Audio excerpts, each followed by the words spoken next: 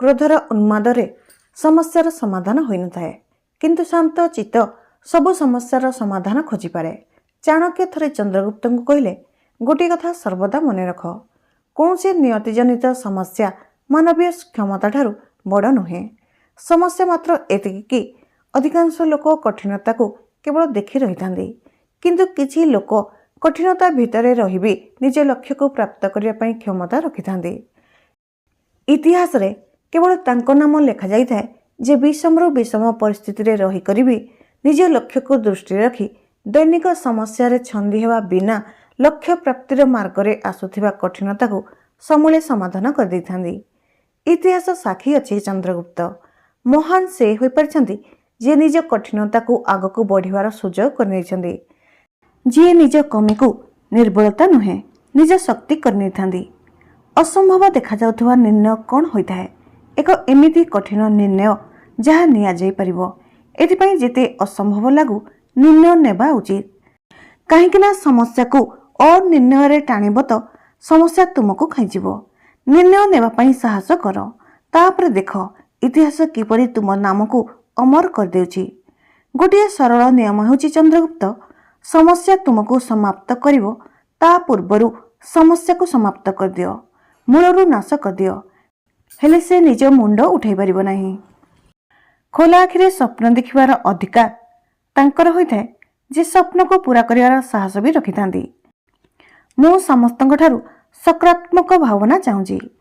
योजना केवल कल्पना भी लागू, तथापि ता उपरे विश्वास करंतु आ ताकू सत करी देखांतु। प्रत्येक बड़ कार्य पूर्वरु ताहार स्वप्न देखा जाए, तापरे ताकू मूल रूप दिया जाए।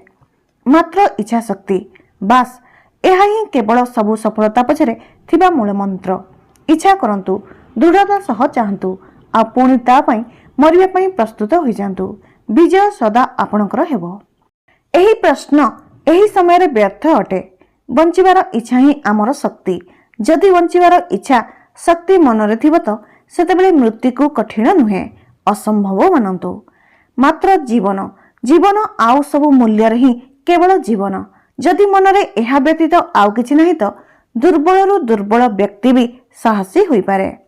जेबे आपनका सामने एकरु अधिक विकल्प थाए और निर्णय नेबा कठिन हेउथिबो तो एकाग्र चित्त होई ध्यान लगाई अंतर आत्मा को सुनिबा को प्रयास करंतु।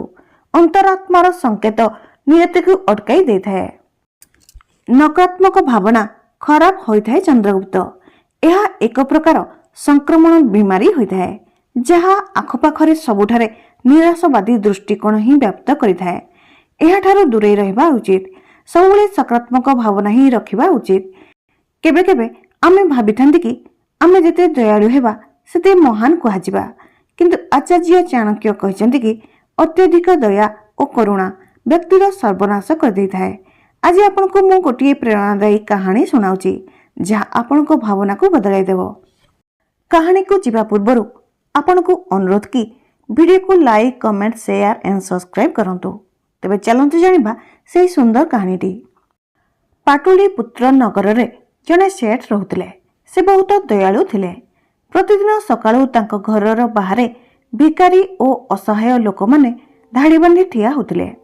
आ सेठ समस्त को पेट भरा खाद्य और टंका देउतिले। धीरे धीरे परिस्थिति बदलिबा को लागिला। गाँर लोक माने खेतरे काम करिबा बदल रे सेठ को घर को आसीबा को लागिले, काहेकि एठारे बिना परिश्रम रे सब किछि मिली जाउतला। दिने से नगर को चाणक्य आसीथिले। से एही दृश्य देखिले तो सीधा सीधा सेठ को भेटिबा को गले। चाणक्य तांको पचारले, आपण लोकन को एते जिनिस काहेकि बांटुछंती? सेठ हसिले और कहिले, आचार्य मु चाहूची कि मो नगर रे केही भोकिला सुनतु नाही। चाणक्य कहिले, दया करिबा भल होइथाए, किंतु मने रखंतु अधिक मिठा पाई फल पची जाइथाए। अधिक दया मनुष्य को अलुस्या कर दिए, आउ अधिक भरोसा विश्वासघातर कारण होइथाए। किंतु सेठ गर्वर कहिले, आचार्य दान ही सबुठारु बड़ धर्म होइथाए। किछि मास परे नगरर परिस्थिति बिगड़ी गला। लोक माने काम छाड़ी सारिथिले, खेत सुकी जाइथिला, व्यापार बंद हो जाइथिला, आउ चोर लुटेरा मध्य सेठ को दयार फायदा उठिया को लागिले। नगरर समृद्धि बर्बाद होइगला। दिने रातिरे चोर माने ସେଠଙ୍କ ଘରକୁ ଲୁଟି ନେଲେ। ସେଠ ନିରାଶ ହୋଇ ବସିଥିଲେ। ସେତେବେଳେ ଚାଣକ୍ୟ ପୁଣି ଥରେ ସେଠାକୁ ଆସିଲେ ଓ କହିଲେ, ଦେଖିଲେ, ଯେଉଁ ଦୟାରେ ଆପଣ ଅନ୍ୟକୁ ବଞ୍ଚେଇବାକୁ ଚାହୁଁଥିଲେ, ସେହି ଦୟା ଆପଣଙ୍କର ସର୍ବନାଶ କରିଦେଲା। ଚାଣକ୍ୟ ଆଗକୁ କହିଲେ, ଦୟାଳୁତା ସେତେ ପର୍ଯ୍ୟନ୍ତ ଶ୍ରେଷ୍ଠ ଅଟେ ଯେବେ ପର୍ଯ୍ୟନ୍ତ ତାହା ନ୍ୟାୟ ଓ ବୁଦ୍ଧିର ସହ ହେବ, ନଚେତ୍ ଏହା ବ୍ୟକ୍ତି ଓ ସମାଜ ଦୁହିଁଙ୍କୁ ଦୁର୍ବଳ କରିଦିଏ। ସେଠ ହାତ ଯୋଡ଼ି କହିଲେ, ଆଚାର୍ଯ୍ୟ, ମୁଁ ବୁଝିଗଲି। ଦୟା ଓ ଦାନର ସନ୍ତୁଳନ ବାସ୍ତବ ନୀତି ଅଟେ। ଏହି କାହାଣୀ ଆମକୁ ଶିଖାଇଥାଏ କି ଦୟା, କରୁଣା ଓ ଉଦାରତା ଜୀବନରେ ଜରୁରୀ ଅଟେ, କିନ୍ତୁ ଅତ୍ୟଧିକ ଦୟା ଅନ୍ୟକୁ ଅଳସୁଆ ନିର୍ଭର କରିଦେଇଥାଏ। ଚାଣକ୍ୟଙ୍କ ନୀତି କହିଥାଏ କି ଦୟା ସବୁବେଳେ ବୁଦ୍ଧି ଓ ନ୍ୟାୟ ସହ ହେବା ଉଚିତ। ଏଥିରେ ହିଁ ବାସ୍ତବ ସଫଳତା ଓ ସୁଖ ଲୁଚି ରହିଛି। କ'ଣ ଆପଣ ବି ଏ କଥାକୁ ମାନନ୍ତି କି ଦୟା ଓ କଠୋରତା ଜରୁରୀ ଅଟେ? ଆଜିର ଭିଡ଼ିଓଟି ଆପଣଙ୍କୁ କିପରି ଲାଗିଲା କମେଣ୍ଟ କରି ଜଣାଇବେ। ଭିଡ଼ିଓଟି ଆପଣଙ୍କୁ ଭଲ ଲାଗିଥିଲେ like, comment, share and subscribe କରନ୍ତୁ। ଧନ୍ୟବାଦ। ନମସ୍କାର।